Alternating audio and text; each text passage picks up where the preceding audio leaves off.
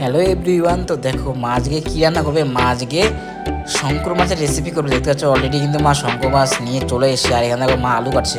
অনেক কিছু রান্না করে। মা আজকে আলু দিয়ে শঙ্কর মাছ রান্না করবে। দেখি মা কী করে রান্নাটা করে। আর শঙ্কর মাছ কার কার খেতে পছন্দ তোমরা কিন্তু অবশ্যই কমেন্ট করে জানিয়ে দিতে হবে। খুব সুন্দর পুরো মাংসের মতন লাগছে শঙ্কর মাছটা, পিস পিস দেখে কত সুন্দর লাগছে একদম। আর সত্যি শঙ্কর মাছ কিন্তু অনেক দিনই পরে মা রান্না করবে। অনেকদিন এই শঙ্কর মাছ খাওয়া হয় না, তো আজকে আমার শঙ্কর মাছটা রেখেছিল। দেখি মা কী করে রান্না করে। দেখো আর দেখো মাছগুলো দেখতে কত সুন্দর লাগে। দেখো আর এখানে মা আলু কেটে দিচ্ছে, আলু কাটছে আর কি। আর যারা রান্না করতে পারে না তারা কিন্তু অবশ্যই কিন্তু লাস্ট পর্যন্ত তোমরা ভিডিওটা দেখবে মাছটা কী করে রান্না করে শঙ্কর মাছ।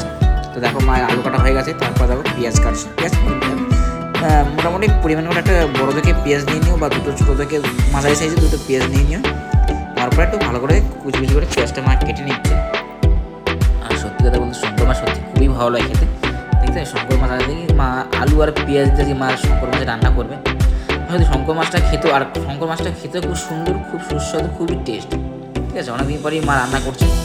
এবার মা অলরেডি কিন্তু আলু হবে, আর শঙ্কর মাছ কিন্তু মা শঙ্কর মাছটা ধুয়ে নিচ্ছে। দেখো ঠিক আছে, পিসগুলি দেখো পুরো মাংসের মতো পিস লাগছে। হ্যাঁ, সুন্দর লাগে দেখতে। দেখো শঙ্কর মাছ, আর শঙ্কর মাছ আমি শুনেছি শঙ্কর মাছের কাঁটাটাও খুব নরম।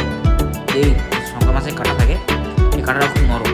আর এই মাছটা খেতে কিন্তু খুবই টেস্ট, খুবই সুস্বাদু। চলো দেখি মা আজকে শঙ্কর মাছটা কী করে রান্না করে। দেখতে পাবো। আর তোমরা কিন্তু মাছটা কিন্তু ভালো করে ধুয়ে নেবে, যে কোনোই মাছ হোক বা যে কোনো সবজি হোক ভালো করে ধুয়ে নিতে হবে জল দিয়ে। দেখো আমাদের কিন্তু মাছটা ভালো করে দেওয়া হয়ে গেছে। এখন মা আলুগুলো ভালো করে ধুয়ে নেবে। দেখো ঠিক আছে, মা আলুগুলি ভালো করে ধুয়ে নিচ্ছে। দেখো আর তোমরা যেরকমভাবে সাপোর্ট করছো এরকমভাবে সাপোর্ট করে যেও। তোমরা কিন্তু লাস্ট পর্যন্ত ভিডিওটা দেখবে। দেখতে পাচ্ছ অলরেডি কিন্তু মাছ ধোয়া কিন্তু হয়ে গেছে শঙ্কর মাছ। আর এখানে মা আলুগুলো ভালো করে ধুয়ে নিচ্ছে। দেখো যে কোনো সবজি তোমরা ভালো করে ধুয়ে নেবে। আর দেখতে সত্যি মাছগুলো দেখতে কত সুন্দর লাগে। দেখো পিসগুলো একদম সুন্দর সুন্দর একদম। আর দেখো আর গ্যাসের তো এখন খুবই অবস্থা খারাপ, তাই মা আজকে গ্যাসে রান্না করেনি, আজকে মা উনুনে রান্না করছে। আর উনুনে রান্না করলে কিন্তু বেশি ভালো লাগে, ঠিক আছে।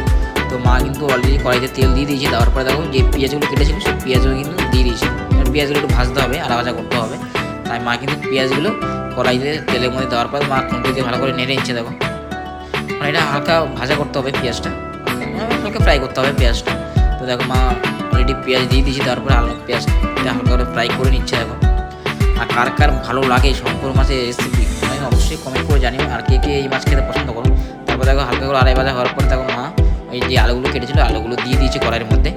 তোমরা কিন্তু লাস্ট পর্যন্ত ভিডিওটা দেখবে মা শঙ্কর মাছ কী করে রান্না করে। দেখো মা শঙ্কর মাছ রান্না করবে।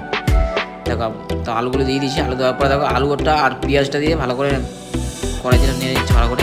এটা মানে মাখা মাখা টাইপের করছে আর কি। আলুগুলো পেঁয়াজটা ভাজা হয়ে যায় আর আলুটাও মানে ভাজা হয়ে যায়, তাই একবারে দিয়ে দিয়েছি আলু আর পেঁয়াজটা। ঠিক আছে, রান্নাটা তাড়াতাড়ি শর্টকাটে হবে আর কি। দেখো আলু আর পেঁয়াজটা দিয়ে দিয়েছে। দেখো মোটামুটি হালকা লাল লাল হয়ে গেছে ভাজাটা। তোমাকে লাস্ট পর্যন্ত ভিডিওটা দেখবে শঙ্কর মাছের রেসিপি। আর তারপর দেখো হালকা করে ভাজার পর দেখো মা কিন্তু শঙ্কর মাছগুলো দিয়ে দিয়েছে কড়াইয়ের মধ্যে। দেওয়ার পরে দেখো ভালো করে মা খুঁটি দিয়ে নেড়ে নিচ্ছে, কারণ এটাও হালকা কষাতে হবে, কারণ মাছটাও একটু হালকা সিদ্ধ করতে হবে।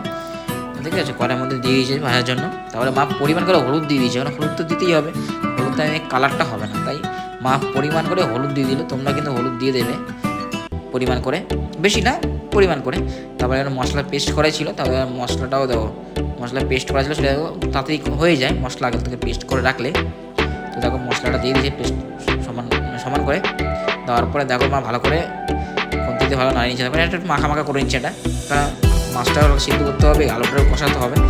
আলু পেঁয়াজ আর মাছ আর মশলা দিয়ে দিয়েছে। দেওয়ার পরে ভালো করে মাছটা কষিয়ে নিচ্ছে। এটা মাংস কষা এরকম তোমরা কিন্তু কষিয়ে নেবে। নেওয়ার পরে পরিমাণ করে লবণ দিয়ে দিল। ঠিক আছে, লবণ তো দিতে হবে, লবণ না দিলে টেস্ট হবে না, তাই মনে করে সবাই লবণটা মনে করে দিও। তারপর এখানে একটু হালকা ঝালটা একটু কম হয়ে যাবে, তাই পরিমাণ করে লঙ্কার গুঁড়ো দিয়ে দিয়েছি একটু। আর তোমরা লঙ্কার গুঁড়ো দিলেও দিতে পারো, না দিলেও দিতে পারো, অসুবিধা নেই।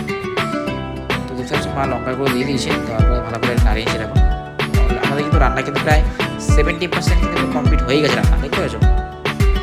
দেখো পরিমাণ আবার জলও দিয়ে দিয়েছে। দেখো আমাদের কিন্তু রান্না প্রায় 80% কমপ্লিট হয়ে গেছে।